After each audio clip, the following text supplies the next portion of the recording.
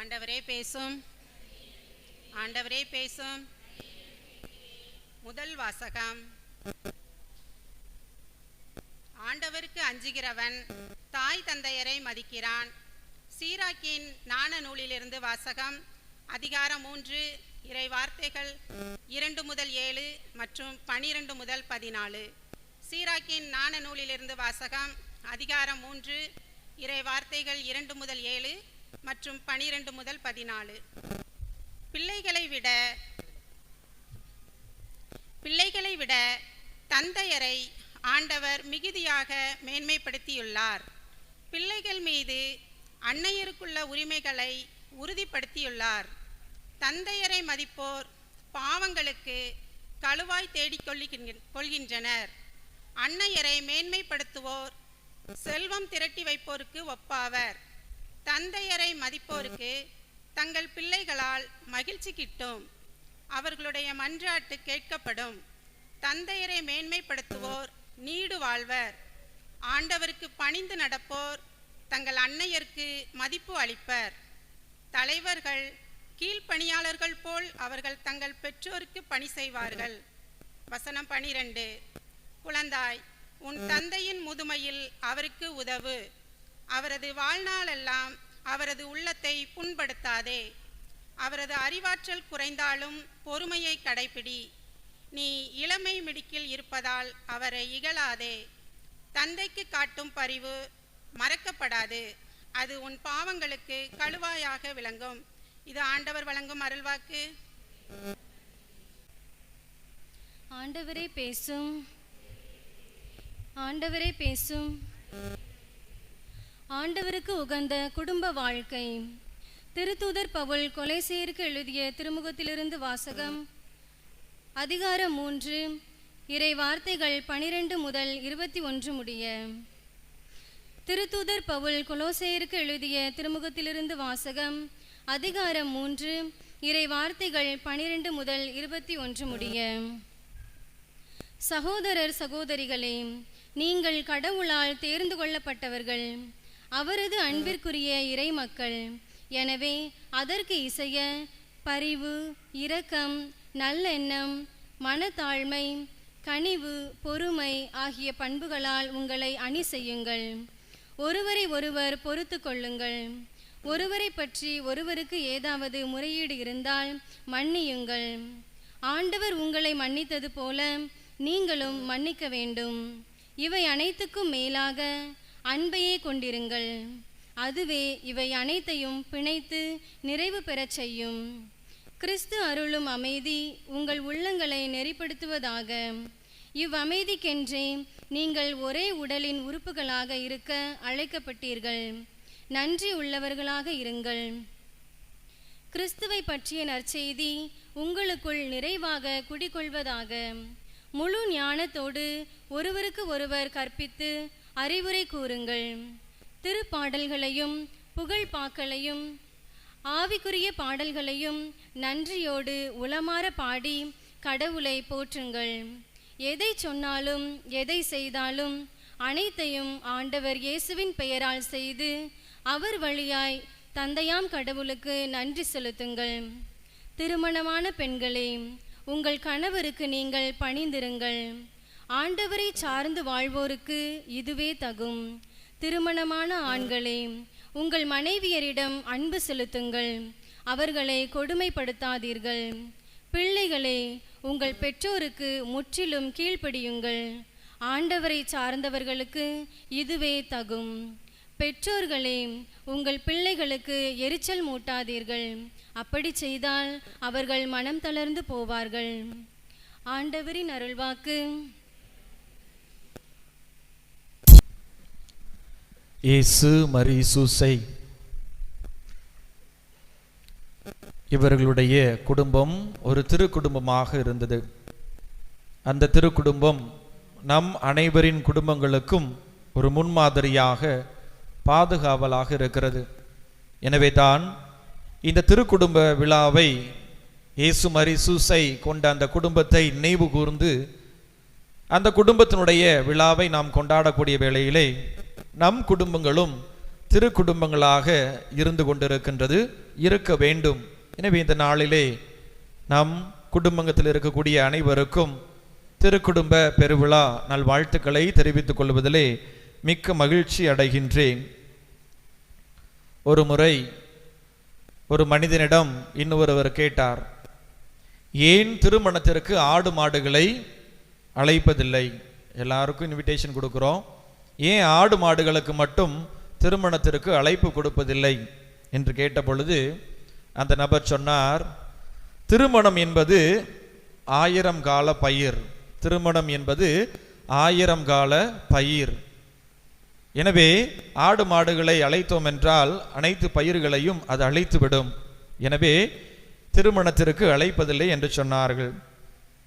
இயேசுவில் பிரியமானவர்களே, இன்று ஆடு மாடுகளை விட மிகவும் சக்தி வாய்ந்த இதெல்லாம் என்ன செய்கின்றது?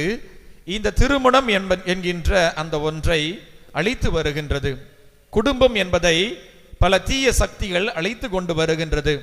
எனவே தான் 1000 ஆண்டுகால பயிர் என்று சொல்லப்படக்கூடிய இந்த திருமண வாழ்வு, இந்த குடும்ப வாழ்வு எல்லாம் குறுகிய கால பயிராக 3 மாதம் 6 மாதம் 1 வருட கால பயிர்களாக இன்னைக்கு நிறைய குடும்பங்கள், நிறைய திருமணங்கள் இருந்து கொண்டிருக்கின்றது. வெளிநாட்டிலே மேற்கத்திய கலாச்சாரத்திலே இந்த திருமணம் எப்படி இருக்கிறது, இந்த குடும்ப வாழ்வு எப்படி இருக்கிறது என்று பார்த்தோம் என்றால், திங்கட்கிழமை அன்பு செய்கிறார்கள், காதல் வருகிறது. திங்கட்கிழமை, செவ்வாய்க்கிழமை நிச்சயதார்த்தம் பண்ணுகிறார்கள், புதன்கிழமை திருமணம் செய்கிறார்கள், வியாழக்கிழமை தேனிலவு செல்லுகிறார்கள், ஹனிமூன் செல்லுகிறார்கள், வெள்ளிக்கிழமை அந்த திருமணம் முடிவுக்கு வருகிறது, சனிக்கிழமை ஓய்வெடுக்கிறார்கள், ரெஸ்ட், ஞாயிற்றுக்கிழமை நெக்ஸ்ட் அடுத்த திருமணம். ஒரு படம் பார்த்திருப்போம், பிரியமானவளே என்று சொல்லப்படக்கூடிய ஒரு படம். அந்த படத்துல அந்த திருமணம் ஒரு வருட கான்ட்ராக்டா அதை செய்வாங்க. பழைய படம். 1 வருடத்திற்கு மட்டும் நான் உன்னுடைய மனைவியாக இருப்பேன், 1 வருடத்திற்கு மட்டும் உன்னுடைய கணவனாக இருப்பேன் என்று சொல்லி அந்த படத்திலே சொல்லப்படும். இயேசுவில் பிரியமானவர்களே, திருமணம் என்பது, குடும்ப வாழ்வு என்பது, கணவன் மனைவி உறவு என்பது ஏதோ 3-4 மாதத்திற்கு மட்டும்தான், இல்லை ஒரு 5-6 வருஷத்துக்கு மட்டும்தான் அப்படிங்கிறது அல்ல. மாறாக இந்த திருமண வாழ்வு, கணவன் மனைவி என்று இணைந்து வாழக்கூடிய இந்த ஒரு வாழ்வானது, அந்த கணவனும் மனைவியும் இறக்கும் வரை அவர்கள் தொடர்ந்து ஒன்றாக ஒருவரை ஒருவர் விட்டு கொடுத்து அன்பு செய்து மன்னித்து ஏற்றுக்கொண்டு வாழ நாம் அழைக்கப்படுகின்றோம். நம்முடைய திருச்சபையின் சட்டம், நிறைய சட்டங்கள் இருக்கிறது திருச்சபையில். திருமணத்திற்கு இப்படி, ஞானஸ்தானம் இப்படி, பங்கு தந்தைக்கு இப்படி, பங்கு இப்படி என்று சொல்லி நிறைய சட்டங்கள் இருக்கின்றது. அதுல ஒரு சட்டம், திருச்சபையின் சட்ட எண் 1056 இவ்வாறு சொல்லுகின்றது. ஒரு திருமணம் என்றால் அது எப்படி இருக்க வேண்டும்? அதுல 2 முக்கியமான கூறுகள் இருக்க வேண்டும் என்று சொல்லுகிறது. முதலாவதாக யூனிட்டி என்று சொல்லுகிறார்கள். ஒரு திருமணத்திலே ஒற்றுமை இருக்க வேண்டும், கணவன் மனைவியிடையே ஒற்றுமை இருக்க வேண்டும். அதனால தான் என்ன சொல்லுகிறோம், அந்த திருமணத்தின் பொழுது வாசிக்கப்படக்கூடிய அந்த வாசகத்தை நாம் கேட்டோம் என்றால், கணவன் தன் தாய் தந்தையை விட்டுவிட்டு தன் மனைவியோடு ஒன்றித்திருப்பார், இனி அவர்கள் இருவரல்ல, மாறாக ஒரே உடலாய் அவர்கள் இருப்பார்கள் என்று சொல்லப்படுகிறது. அதுக்கப்புறம் அந்த திருமண வார்த்தை பாட்டின் பொழுது 2 கணவனும் மனைவியும் அவருடைய வலது கரங்களை பிடித்த பிறகு குருவானவர் தீர்த்தம் தெளிச்சிட்டு சொல்லுவார், கடவுள் இணைத்ததை மனிதன் பிரிக்காதிருக்கட்டும். 2வதாக ஒரு திருமணத்திலே, ஒரு குடும்ப வாழ்விலே, ஒரு கணவன் மனைவிக்கிடையே இருக்கக்கூடிய அந்த உறவிலே என்ன இருக்க வேண்டும் என்றால், முறிவுபடா தன்மை இருக்க வேண்டும். ஒரு திருமணம் தான் தொடக்கத்தில் சொன்னேன், 1 வருஷத்துக்கு கல்யாணம் பண்ணல, என்ன செய்யணும், இறுதி வரை, அது நல்லவங்களா இருந்தாலும் சரி, கெட்டவங்களா இருந்தாலும் சரி, அழகா இருந்தாலும் சரி, அழகா இல்லாட்டாலும் சரி, எப்படி இருந்தாலும் நாம் ஒருவரை திருமணம் செய்கிறோம் என்றால் இறுதி வரை அந்த திருமணம் எப்படி இருக்க வேண்டும்? சொர்க்கத்தில் நிச்சயிக்கப்பட்டது போல, இறைவனுடைய பிரசனத்திலே திருமணம் நடைபெற்றது போல, இறுதி வரை அந்த திருமணமானது, அந்த கணவன் மனைவி உறவானது இருக்க வேண்டும். அதனால தான் கடவுள் இணைத்ததை மனிதன் பிரிக்காதிருக்கட்டும் என்று சொல்லுகிறோம். இயேசுவில் பிரியமானவர்களே, இந்த மேற்கத்திய கலாச்சாரங்கள் இன்று நம்முடைய கலாச்சாரத்தோடு இணைந்து வந்து கொண்டிருக்கின்றது. எனவே தான் இன்னைக்கு நம்முடைய திருச்சபையினுடைய நீதிமன்றத்திலே போய் பார்த்தோம் அப்படின்னா நிறைய திருமண வழக்குகள் எல்லாம் இருக்கிறது. 6 மாசம் வாழ்ந்துட்டு என்னால் வாழ முடியல, அவரால் இருக்க முடியல, அந்த ஆளோடு இருக்க முடியாது, அதுக்கு நான் தனியா இருந்துக்கிறேன். இப்படி நம்முடைய கத்தோலிக்க கிறிஸ்துவ திருமணங்கள் எல்லாம் இன்னைக்கு நிறைய இப்படிப்பட்ட ஒரு நிலைக்கு சென்று கொண்டிருக்கின்றது. அல்லது ஒரு சிலர் எனக்கு திருமணமே வேண்டாம் அப்படிங்கிற ஒரு நிலைமைக்கு வருகிறார்கள். ஏன்னா இன்னைக்கு அவ்வளோ ஒரு போராட்டங்கள் திருமண வாழ்விலே, குடும்ப வாழ்விலே இருந்து கொண்டிருக்கின்றது. இந்த திருமணத்தின் பொழுது வார்த்தை பாடி எடுப்போம். இன்பத்திலும் துன்பத்திலும் உடல் நலத்திலும் நோயிலும் நான் உங்களுக்கு பிரமாணிக்கமாக இருந்து என் வாழ்நாள் எல்லாம் உங்களை நேசிக்கவும் மதிக்கவும் வாக்களிக்கிறேன். அதில் பார்த்தோம் அப்படின்னா இந்த திருமணம் ஒரு கணவன் மனைவி உறவு, ஒரு குடும்ப உறவு அப்படின்னா எப்படி இருக்க வேண்டும் என்றால், இன்பத்திலும் துன்பத்திலும் உடல் நலத்திலும் நோயிலும் எல்லா சூழல்களிலும் நாங்கள் ஒருவரை ஒருவர் விட்டு கொடுக்க மாட்டோம், ஒரே உடலாக நாங்கள் வாழ்வோம் என்று சொல்லி அங்கு வார்த்தைப்பாடு எடுக்கிறோம். அதே போல இறுதி வரை நான் வாக்குறுதி எடுக்கிறேன் என்று சொல்லுகிறீர்கள். அப்படி என்றால் ஒரு கிறிஸ்துவ வாழ்விலே துன்பங்கள் இருக்கும், துயரங்கள் இருக்கும், போராட்டம் இருக்கும், எல்லா வகையான பிரச்சனைகளும் குடும்பத்திலே கணவன் மனைவிக்கிடையே இருக்கும். ஆனால் அவற்றையெல்லாம் நாம் பெரிதுபடுத்தாமல் அன்பை மையப்படுத்தி வாழுகின்ற பொழுது நம்முடைய குடும்பமானது ஒரு திரு குடும்பமாக, கடவுளால் ஆசீர்வதிக்கப்பட்ட ஒரு குடும்பமாக இருக்கும் என்பதிலே எந்த சந்தேகமும் இல்லை. இன்றைய 3 வாசகங்களை வாசிக்கின்ற பொழுது ஒரு குடும்பமானது எப்படி இருக்க வேண்டும் என்று நிறைய கருத்துக்களை சொல்லுது. நம்ம அதில் இருக்கிற கருத்துக்களை எல்லாம் சொன்னா 1 மணி நேரத்துக்கு மேல ஒரு குடும்பத்தை பற்றி பேசலாம். இருப்பினும் ஒரு சில கருத்துக்களை உங்களோடு பகிர்ந்து கொள்ள நான் ஆசைப்படுகின்றேன். முதலாவதாக இன்றைய 2வது வாசகத்திலே ஒரு குடும்பத்திலே கணவன் மனைவி எப்படி இருக்க வேண்டும் என்று சொல்லப்படுகிறது. ஒரு குடும்பம் திருக்குடும்பமாக இருக்க வேண்டும் என்றால் அந்த குடும்பத்திலே பரிவு இருக்க வேண்டும், இரக்கம் இருக்க வேண்டும், நல்லெண்ணம் இருக்க வேண்டும், மனத்தாழ்மை இருக்க வேண்டும், கனிவு இருக்க வேண்டும், பொறுமை இருக்க வேண்டும். எல்லாவற்றையும் விட என்ன செய்யணும்? அன்பு இருக்க வேண்டும். நிறைய குறைகள் இருக்கும், ஆனா அந்த குறைகள் மத்தியிலே அன்பு இருக்கிறது. கணவன் மனைவிக்கு, மனைவி கணவனுக்கு அந்த அன்பை அவர்கள் வைத்திருக்கிறார்கள் என்றால் திருமணமாற அன்னைக்கு அவ்வளவு அன்பா இருப்பாங்க.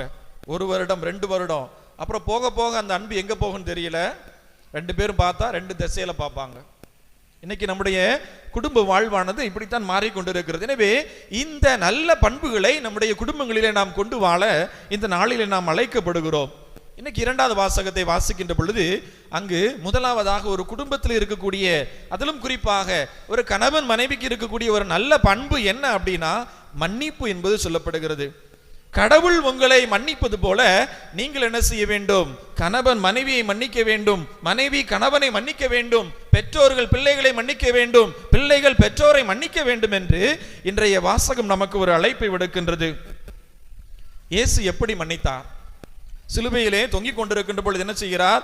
தந்தையே, இவர்களை மன்னியும், இவர்கள் செய்வது என்னவென்று இவர்களுக்கே தெரியவில்லை. இயேசுவை மறுதளிக்கிறார் ஒருத்தர், இயேசு ஒருத்தர் காட்டி கொடுக்கிறாரு, இயேசுவை தீர்ப்பிடுகிறார்கள், இயேசுவை சிலுவையிலே அடிக்கிறார்கள், இயேசுவை அவருடைய ஆடைகள் எல்லாம் உரிகிறார்கள். இருப்பினும் இயேசு கிறிஸ்து என்ன செய்கின்றார்? தன்னுடைய பகைவர்களை அவர் அன்பு செய்கின்றார், தன்னுடைய பகைவரை என்ன செய்கின்றார்? மன்னிக்கின்றார். இயேசுவும் மற்றவர்களும் பகைவர்களாக இருந்திருக்கிறார்கள். ஆனால் ஒரு கணவன் மனைவி, ஒரே அந்த கூரைக்கு கீழ் இருக்கக்கூடிய அந்த கணவன் மனைவி என்பவர்கள் எதிரிகள் அல்ல, மாறாக அவர்கள் நெருங்கிய உறவுகளாக இருக்கிறார்கள். அப்படின்னா அவங்க எப்படி செய்யணும்? இந்த மன்னிப்பு என்பது அவங்களுடைய வாழ்வில எளிதாக வர வேண்டும். ஒரு சிறிய தவறு நடக்கின்ற பொழுது என்ன செய்யணும்? மன்னிக்க வேண்டும். இன்னைக்கு நம்முடைய குடும்பங்கள்ல இந்த உறவுகள் எல்லாம் பிரிந்து போறதுக்கு காரணம் என்ன? கணவன் மனைவிக்கிடையே இப்படி இருந்த அந்த ஒரு உறவானது இப்படி பிரிந்து கொண்டே போகிறதுக்கு என்ன காரணம் அப்படின்னா, சிறு சிறு தவறுகள் வருகின்ற பொழுது நாம் என்ன செய்கிறோம்? நாம மனம் விட்டு பேச மாட்டேங்கிறோம், மன்னிப்பு கேட்க மாட்டேங்கிறோம், அக்செப்ட் பண்ண மாட்டேங்கிறோம், ஏற்றுக்கொள்ள மாட்டேங்கிறோம். அதனால தான் என்ன செய்யறோம்? அப்படி நாளுக்கு நாள் அந்த பிரச்சனைகள்லாம் அப்படி பெருசாயிட்டே இருக்குது. ஒரு நாள் பேக்கை தூக்கிட்டு கிளம்பிடுவோம், நான் எங்க அம்மா வீட்டுக்கு போறேன், உன் கூட வாழ முடியாது. இயேசுவில் பிரியமானவர்களே, ஒரு கிறிஸ்துவ வாழ்விலே ஒரு கிறிஸ்தவர்களுக்கு அடிப்படையாக இருக்கக்கூடிய ஒரு பண்பு அந்த மன்னிப்புங்கிற பண்பு. நம்முடைய குடும்பங்கள்ல நாம் என்ன செய்யணும்? கணவன் மனைவி சகிச்சு வாழ வேண்டும், மன்னித்து வாழ வேண்டும், பொறுமையோடு வாழ வேண்டும், ஏற்றுக்கொண்டு வாழ வேண்டும். அப்படின்னா தான் அந்த குடும்பமானது நல்லா இருக்கும். ஒரு மாட்டு வண்டியை பாருங்களேன், அந்த மாட்டு வண்டியில அந்த வண்டி நல்லா ஓடணும் அப்படின்னா அதுல 2 மாடு நம்ம கட்டுறோம். ஒரு சிலது 1 மாடு இருக்குது, 2 மாடுகள் இருக்குது ஒரு வண்டியை இழுத்துட்டு போறதுக்கு. இந்த 2 மாடும் ஒரே சிந்தனையில போகணும், ஒரே இலக்கில போகணும், ஒரே வழியில போகணும்னு நினைச்சா தான் அந்த வண்டி நல்லா போகும். இல்ல நான் லெஃப்ட்ல போறேன் நீ ரைட்ல போ அப்படின்னு சொன்னா வண்டி எங்க போகும்? வண்டி இங்க கிடக்கும், இங்கிட்டு ஒரு மாடு போகும், இங்கிட்டு ஒரு மாடு போகும். அதே போலத்தான் நம்முடைய குடும்ப வாழ்வு, கணவன் மனைவி என்கின்ற இணைந்து நீங்கள் இழுக்கக்கூடிய அந்த ஒரு குடும்பமானது மகிழ்ச்சியான ஒரு குடும்பமாக, ஒரு திரு குடும்பமாக இருக்க வேண்டும் என்றால் இந்த கணவனும் மனைவியும் ஒரே சிந்தனையிலே அவர்கள் செல்ல வேண்டும். ஒருவரை ஒருவர் அன்பு செய்து ஏற்றுக்கொண்டு ரெண்டு பேரும் இணைந்து என்ன செய்ய வேண்டும்? அவர்கள் பயணிக்க வேண்டும். திருமண நாளிலே அந்த வலது கரங்களை நீங்கள் இணைத்து பிடித்தது போல உங்களுடைய சாவு வரை என்ன செய்ய வேண்டும்? அந்த வலது கையை இணைத்து பிடிச்சவாறு என்ன செய்யணும்? அந்த குடும்ப வாழ்வை நீங்கள் வாழுகின்ற பொழுது உங்களுடைய குடும்பமானது ஒரு திரு குடும்பமாக இருக்கும். இது முதலாவதாக பார்க்கக்கூடிய ஒரு சிந்தனை. நம்முடைய திருத்தந்தை, முன்னாள் திருத்தந்தை பிரான்சிஸ் அவர்கள் சொல்லுவார்கள், எந்த குடும்பமே ஒரு பெர்ஃபெக்டான ஒரு ஃபேமிலி கிடையாது. எந்த கணவனும் மனைவியும் வானத்திலிருந்து குதித்தவர்கள் அல்ல, மாறாக சாதாரண குடும்பத்திலிருந்து வந்தவர்கள். வேற வேற இடத்திலிருந்து வந்து திருமணம் செய்திருக்கலாம். எனவே உங்களுடைய குடும்பத்தில் ஒரு சில நேரத்தில் நினைச்சலாம் தட்டு பறக்கும் இல்லையா? தோசை அந்த சட்டா பெண்ணாகும், உடையும், பெருக்குமாறு மாத்தி பிடிக்க வேண்டியிருக்கும், டிவி எடுத்து உடைக்க வேண்டியிருக்கும். ஆனா இப்படிப்பட்ட ஒரு சூழலிலே சூரியன் மறைவதற்கு முன்பதாக என்ன செய்ய வேண்டும்? போய் மன்னிப்பு கேட்கணும், மனம் திறந்து பேசணும். தூங்க போறதுக்கு முன்னாடி என்ன செய்யணும்? சாரி கேட்டு போய் தூங்கணும். அப்படின்னா தான் மறுநாள் காலையில் எந்திக்கும் பொழுது எப்படி எந்திப்போம்? கணவன் மனைவியா எந்திப்போம். இல்லை அப்படின்னா பிசாசுக்களாகத்தான் எந்திப்போம். நம்முடைய குடும்பங்கள்ல இந்த ஒரு புரிதல் இருக்க வேண்டும், மன்னிக்கக்கூடிய அந்த ஒரு மனம் நமக்கு இருக்க வேண்டும். இது முதலாவதாக பார்க்கிறோம். இரண்டாவதாக இன்றைய இரண்டாவது வாசகம் சொல்லக்கூடிய ஒரு கருத்து, ஞானத்தோடு கணவன் மனைவி என்ன செய்ய வேண்டும்? ஒருவருக்கு ஒருவர் அறிவுரை கூற வேண்டும். கணவன் மட்டும் அறிவுரை கூறக்கூடாது, நான் சொல்றதுதான் சட்டம் அப்படிங்கிற கிடையாது. ஒரு சில வீட்டில் மனைவி தான் ராணியா இருப்பாங்க, நான் சொல்றதுதான் நீ கேட்கணும், உட்கார்றா அப்படின்னா உட்காரணும். அப்படி கிடையாது. இங்க என்ன சொல்லப்படுகிறது? Mutual understanding. ரெண்டு பேரும் என்ன செய்யணும்? ஞானத்தோடு அறிவுரை சொல்லணும். ரெண்டு பேரும் காது கொடுத்து கேட்கணும், ரெண்டு பேரும் பேசணும். ஒருத்தர் மட்டும் பேசிக்கிட்டே இருக்கக்கூடாது, அப்படின்னா அந்த குடும்பம் நல்லா இருக்காது. அதனால ரெண்டாவதாக ஒரு குடும்பத்தில் என்ன செய்யணும்? ஒருவரை ஒருவர் புரிந்து கொண்டு அறிவுரையை ஏற்றுக்கொண்டு குடும்பத்தை கட்டி எழுப்ப வேண்டும். மூன்றாவதாக என்ன அப்படின்னா இன்றைய இரண்டாவது வாசகத்தில் சொல்லப்படுகிறது, நீங்கள் இறை வார்த்தையின்படி வாழ வேண்டும், அதே போல ஆவிக்குரிய பாடல்களை பாட வேண்டும், நன்றி பாடல்களை பாட வேண்டும், புகழ்ச்சி பாடல்களை பாட வேண்டும் என்று குடும்பங்களுக்கு ஒரு அழைப்பு விடுக்கப்படுகிறது. இது எதை சொல்லுகிறது என்றால், ஒரு குடும்பம் கிறிஸ்துவ குடும்பமாக இருக்க வேண்டும் என்றால், ஒரு திரு குடும்பமாக இருக்க வேண்டும் என்றால் நம்முடைய குடும்பமானது ஜெப வாழ்விலே நிலைத்திருக்க வேண்டும். இன்னைக்கு எத்தனை குடும்பங்கள்ல நாம குடும்ப ஜெபமால சொல்றோம், எத்தனை குடும்பங்கள்ல நாம கூடி ஜெபிக்கின்றோம்? அதெல்லாம் விட்டுருங்க, இன்னைக்கு கிடையாது. இன்னைக்கு செல்போன்ல தான் எல்லாரும் இருக்கிறோம் இல்லையா? தந்தை ஒரு சைடு, தாய் ஒரு சைடு, பிள்ளைங்க ரெண்டு சைடு. என்ன செய்யறாங்க? ஒரே கூரைக்குள் இருந்து கொண்டு இங்கு இருக்கக்கூடியவர்களோடு உறவாட முடியாமல், ஜெபிக்க முடியாமல், வேற எங்கேயோ இருக்கக்கூடியவங்க நம்ம என்ன செய்யறோம்? பேசிக்கொண்டு இருக்கின்றோம். அதனால இன்னைக்கு நம்முடைய குடும்பங்கள் சிறு குடும்பங்களாக இருக்க வேண்டும் என்றால் கடவுளை மையப்படுத்திய குடும்பங்களாக இருக்க வேண்டும், ஜெபிக்கக்கூடிய குடும்பங்களாக இருக்க வேண்டும். ஒவ்வொரு நாளும் இந்த ஞாயிறு திருப்பலிக்கு வந்து இறைவனுடைய பிரசன்னத்திலே அமர்ந்து ஜெபிக்கவர்களாக நாம் இருக்க வேண்டும். அப்படின்னா தான் நம்முடைய குடும்பம் எப்படி இருக்கும்? கடவுளால் ஆசீர்வதிக்கப்பட்ட குடும்பங்களாக இருக்க வேண்டும். திருவிவிலியம் சொல்லுகிறது, நீ என்னை தேடி வருகின்ற பொழுது நான் உன்னை தேடி வருவேன். கடவுளை தேடி வருகின்ற பொழுது அந்த குடும்பமானது ஆசீர்வதிக்கப்பட்ட ஒரு குடும்பமாக இருக்கிறது. இயேசுவில் பிரியமானவர்களே, நம்முடைய குடும்பங்களை எடுத்து பாருங்க, ஜெப வாழ்வு எப்படி இருக்கிறது? கடவுள் எங்க இருக்கிறாரு? இன்னைக்கு இந்த கோயில்ல பாருங்க, இவ்வளவு குடும்பத்தில் இருக்கக்கூடிய தந்தை தாய் இருக்கிறீர்கள், ஆனா அந்த குடும்பத்தில் உள்ள பிள்ளைங்க எவ்வளவு பேர் இருக்கிறாங்க பாருங்க? கொஞ்சம் பேர் தான் இருக்கிறாங்க, மீதி பேர் எங்க இருக்கிறாங்க தெரியல. இன்னைக்கு நாம் பெற்ற விசுவாசத்தை என்ன செய்யறோம்? நம்முடைய பிள்ளைகளுக்கு கொடுப்பதற்கு நாம தயங்குகிறோம், தயாராக இல்லை. ஞாயிற்றுக்கிழமை ஒரு நாள் தான் ஃபாதர் லீவு, அதனால கொஞ்ச நேரம் தூங்கிட்டு நான் விட்டுட்டு வந்துட்டேன். இன்னைக்கு நிறைய பேர் பெற்றோர்கள் சொல்லக்கூடிய ஒரு காரணம் என்ன அப்படின்னா, அவங்க டியூஷனுக்கு போகணும், அவங்க ஹிந்தி கற்றுக்கிட போகணும், அவங்க போயிட்டு பேட்மிண்டன் விளையாட போகணும், அவங்க கொஞ்ச நேரம் தூங்கணும், அதனால பூசைக்கு வரல ஃபாதர். இல்லை, கடவுள் முதலில் இருக்க வேண்டும். கடவுள் இருந்தா தான் மீதி இருக்கக்கூடிய எல்லா ஆசீர்வாதங்களும் இருக்கும். அதனால பெற்றோர்களுடைய ஒரு நல்ல ஒரு கடமை, கணவன் மனைவியுடைய ஒரு கடமை என்ன அப்படின்னா, தங்களுடைய குடும்பத்திலே ஜெபத்திலே நிலைத்திருக்க வேண்டும். ஆண்டவர் இயேசு கிறிஸ்து சொல்றார்ல, நானே திராட்சை கொடி, நீங்கள் என்னுடைய கிளைகள். இந்த கிளைகள் இந்த கொடியோடு இணைந்திருந்தால் மிகுந்த பலனை கொடுக்கும், என்னால் அன்றி உங்களால் ஒன்றுமே செய்ய முடியாதுன்னு சொல்றார் இயேசு. அப்படின்னா நம்முடைய குடும்பங்கள் திருக்குடும்பங்களாக இருக்க வேண்டும் என்றால் இயேசுவை, இயேசு மரி சூசையை நம்முடைய குடும்பங்களிலே நாம் கொண்டு வாழ நாம் அழைக்கப்படுகிறோம். இது மூணாவதாக. நாலாவதாக பெண்களுக்கு அறிவுரை சொல்லுகிறார். ஒரு குடும்பத்துல ஒரு மனைவி எப்படி இருக்க வேண்டும் அப்படின்னா, உங்களுடைய கணவருக்கு நீங்கள் பணிந்து வாழுங்கள் என்று சொல்லப்படுகிறது. ஒரு முறை ஒரு திருமண திருப்பலியிலே ஒரு கணவன் மனைவி தம்பதியினர் அந்த திருமண வார்த்தைப்பாடு எடுக்கிறார்கள். எடுக்கின்ற பொழுது அந்த பெண்மணி வாசிக்கின்றார், இன்பத்திலும் துன்பத்திலும் உடல் நலத்திலும் நோயிலும் நான் உங்களுக்கு பிரமாணிக்கமாக இருந்து என் வாழ்நாள் எல்லாம் உங்களை நேசிக்கவும் மிதிக்கவும் வாக்களிக்கிறேன் அப்படின்னாங்க. அவங்களுடைய ஒரு பயத்துல சொல்லிட்டாங்க. மதிப்பதற்கு பதிலாக என்ன செய்யறாங்க? மிதிக்கவும் நான் வாக்களிக்கிறேன்.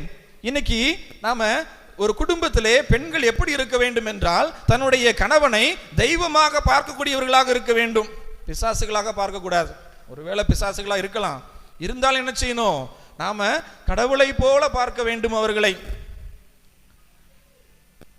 இல்லையா? இன்னைக்கு நிறைய குடும்பங்கள்ல கணவர் எங்க இருக்கிறாரு தெரியல, எங்க இருக்காருன்னே தெரியல.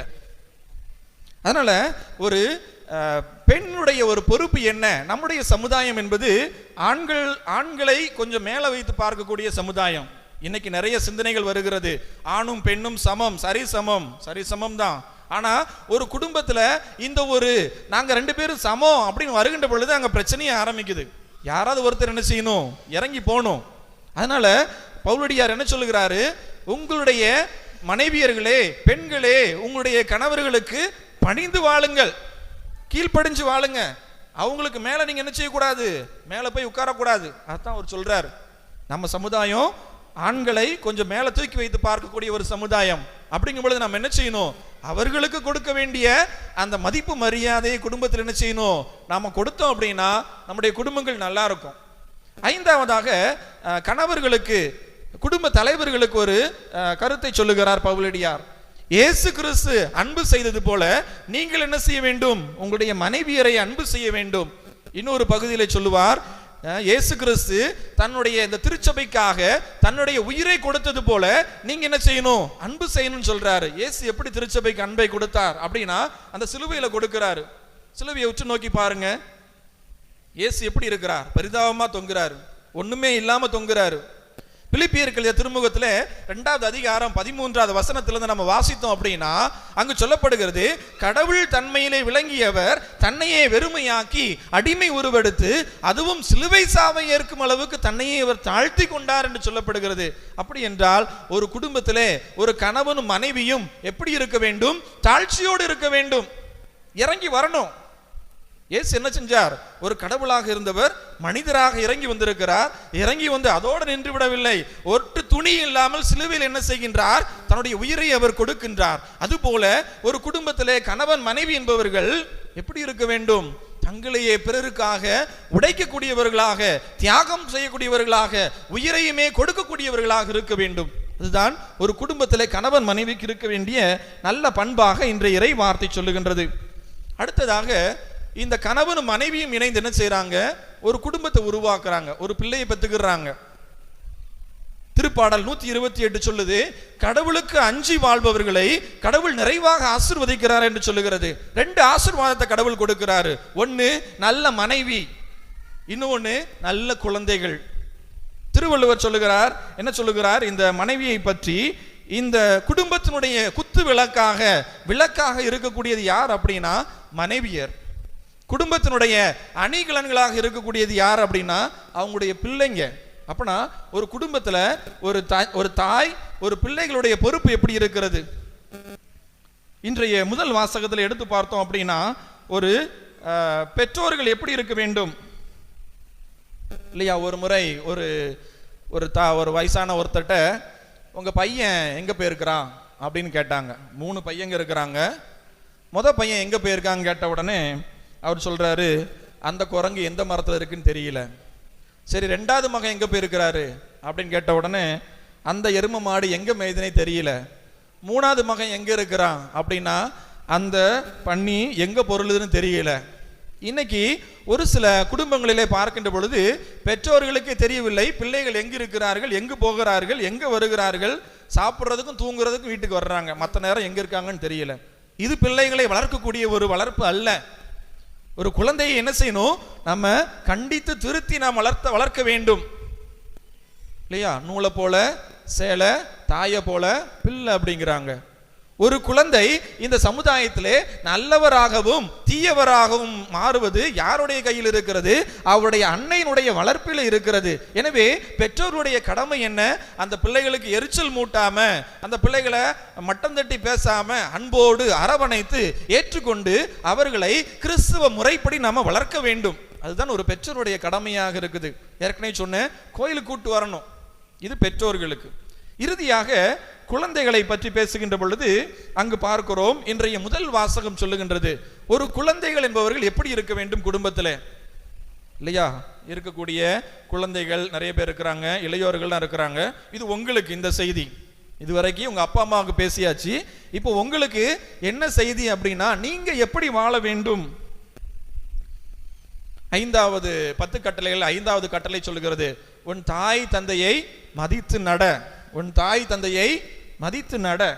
இன்னைக்கு முதல் வாசகம் அந்த சீராக்கு ஞான நூலிலே ஒரு குழந்தை என்பவர் எப்படி இருக்க வேண்டும், ஒரு பிள்ளை என்பவர் எப்படி இருக்க வேண்டும்?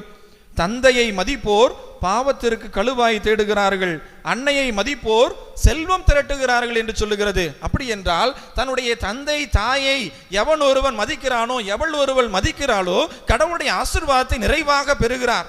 இன்னைக்கு கடவுள்கிட்ட நீங்க ஒரு ஜெபத்தை சொல்லி நீங்க எனக்கு இது வேணும் ஆண்டவரே அப்படி நீங்க முழங்கால் படியிட்டு கண்ணீர் விட்டு ஜெபித்தாலும் உங்களுடைய தாய் தந்தையை நீங்கள் மதிக்கவில்லை என்றால் அது கிடைக்காது. எழுதி வச்சுக்கோங்க. அதைத்தான் இன்னைக்கு முதல் வாசகம் திரும்பவும் சொல்லுது. என்ன சொல்லுது? உங்களுடைய தாய் தந்தையை நீங்கள் மதித்தீர்கள் என்றால் உங்களுடைய பிள்ளைகள் என்ன செய்வாங்க? உங்களை அன்பாய் பார்த்து கொள்ளுவார்கள். இன்னைக்கு அம்மா அப்பாவை கொண்டு முதியோர் இல்லத்தில் நம்ம சேர்த்தோம் அப்படின்னா நமக்கும் அதே ஒரு நிலைமை ஒரு நாள் வரும். அதைத்தான் இன்றைய முதல் வாசகம் சொல்லுகிறது. இன்னும் நீங்க உங்களுடைய அப்பா அம்மாவுக்கு கீழ்ப்படிந்து அவர்களை அன்பு செய்து அவர்கள் மனம் நோகாமல் நீங்கள் வாழ்ந்தீர்கள் என்றால் நீங்கள் எதையெல்லாம் கடவுளிடம் கேட்கிறீர்களோ அனைத்தையும் கடவுள் தருவார் என்று சொல்லுகிறார். அதே போல உங்களுடைய தந்தை தாய் என்ன செய்யணும்? முதுமையிலே அவர்களை நீங்கள் பேணி வளர்க்க வேண்டும். அவர்களை இகழ்ச்சிக்கு உள்ளாக்காதீர்கள். அவர்களுடைய மனம் நொந்து போகும்படி, மனம் கஷ்டப்படும்படி நீங்கள் வாழாதீர்கள் என்று சொல்லுகிறது. எனவே இயேசுவில் பிரியமானவர்களே, இந்த இயேசு மாரி சூசை இவருடைய குடும்பத்தை எடுத்து பார்த்தோம்னா இப்ப நாம பேசின பண்புகள் நிறைய இருந்தது. அவங்க குடும்பத்துல ஒருவர் அன்பு செய்தாங்க, ஏற்றுக்கொண்டாங்க. யோசேப்பு அன்னை மரியாலும் சேர்ந்து வரவே இல்லை. அதுக்கு முன்னாடி அங்க மாதா என்ன செய்யறாங்க? ஒரு குழந்தையோடு இருக்கிறாங்க. இருப்பினும் யோசேப்பு என்ன செய்கிறார்? தன்னுடைய மனைவியாக ஏற்றுக்கொள்ளுகிறார், அன்பு செய்கிறார், கடினப்பட்டு உழைக்கிறார். ஏசு என்ன செய்யறாரு? கீழ்ப்படிதலோடு இருக்கிறார், ஞானத்தோடு இருக்கின்றார். அவங்க தாய் தந்தைக்கு கீழ்ப்படிஞ்சு வாழ்கிறாரு. ஒரு நல்ல ஒரு கிறிஸ்தவ குடும்பமாக, நல்ல ஒரு குடும்பமாக, கடவுளை மையமாக கொண்ட ஒரு குடும்பமாக அவங்க என்ன செய்யறாங்க? எருசலேம் ஆலயத்துக்கெல்லாம் போறாங்க. இதுதான் ஒரு திரு குடும்பம். இன்னைக்கு நிறைய நாம இந்த திருக்குடும்பத்தை பற்றி நாம சிந்தித்து கொண்டிருக்கிறோம். நம்முடைய குடும்பத்தை பற்றி நாம் சிந்தித்து கொண்டிருக்கிறோம். நம்முடைய குடும்பங்கள் எப்படிப்பட்ட குடும்பங்களாக இருக்கிறது? நான் சொன்ன இந்த பண்புகளை எல்லாம் நம்முடைய குடும்பங்களிலே நாம வாழ்ந்தோம் அப்படின்னா, கணவன் மனைவி பெற்றோர் பிள்ளைகள் இவற்றையெல்லாம் ஏற்றுக்கொண்டு நாம வாழ்ந்தோம் அப்படின்னா நம்முடைய குடும்பம் ஒரு திரு குடும்பமாக இருக்கும். இல்லை என்றால் தெருவிலே சண்டை போடக்கூடிய தெரு குடும்பங்களாக மாறிவிடும். எது நமக்கு வேண்டும்? திரு குடும்பமா அல்லது தெரு குடும்பமா? சிந்திப்போம், செயல்படுவோம், இறைவனுடைய ஆசீர்வாதத்தை வேண்டுவோம். ஆமீன்.